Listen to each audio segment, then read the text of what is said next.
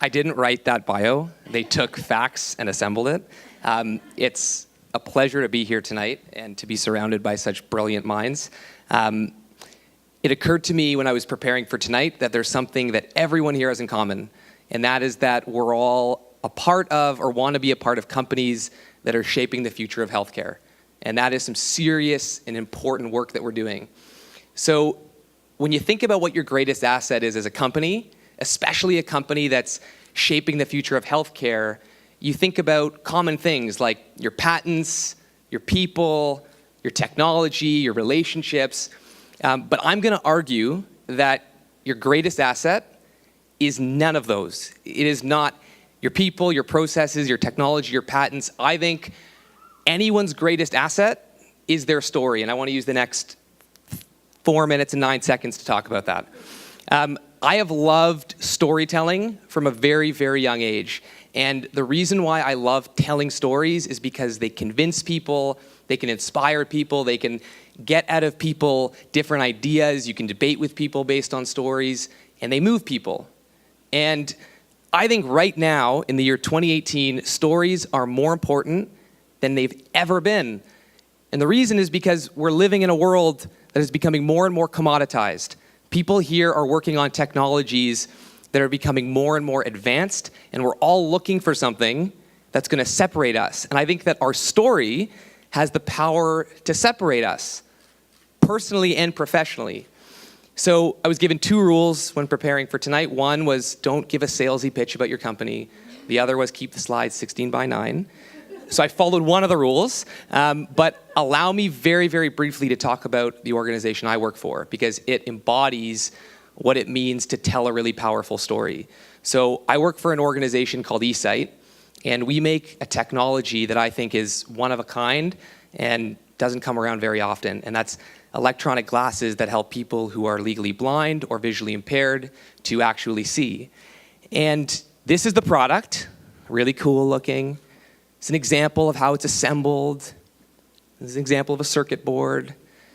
This is a Google image of an algorithm that's meant to represent algorithms that use eSight. But no one cares about that.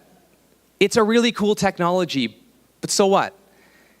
To us, eSight is about moments and experiences. And I say this over and over again because this is what people care about. That's a mother who's been legally blind for most of her life, and the first thing she's seeing is her newborn child. We have students who are visually impaired who can use eSight to access things that a lot of students who are sighted can. Women and men who are traveling the world. That's our story. So we use amazing technology that a lot of people in this room have, to create stories, to tell them, and to use that to inspire people. So I know what a lot of people in this room are thinking, and that is that this guy is telling me about the importance of storytelling, and he works for a company that helps people who are blind see. So I'm kind of at an advantage. But think for a second about the companies that you value dearly, the ones that you absolutely love. I'm going to assume that one that definitely comes to mind is Apple, among Tesla and Google and Facebook and a lot of those other companies. Apple, which is the perfect example of a brand a lot of people love, they make this.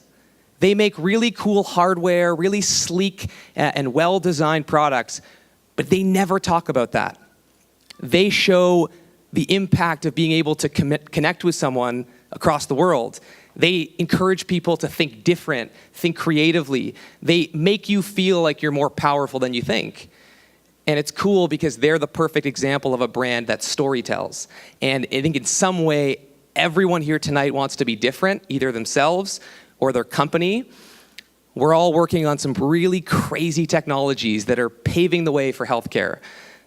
But we need to stand out. That's what a sustainable competitive advantage is in business.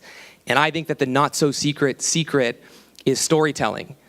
Simon Sinek pioneered an amazing concept, which is that too many companies focus on their what, but we need to focus on our why. In 2 seconds, it's why do you do what you do? Apple's not making an iPhone, they're creating a computer in your hands that connects you to the entire world. This is a really cool hotel chain, Aman, They never talk about their rooms or their pools or their locations. They talk about bringing you back to yourself. Disney doesn't talk about how fast the rides are, how cool the characters are.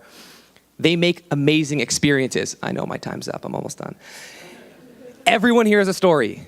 Like that is something that is true of everyone here. No matter how cool or uncool your technology is, there's a reason why you're making it. And if there's 3 things I would leave everyone with, it's to know your story, craft it, and tell it. Thank you so much.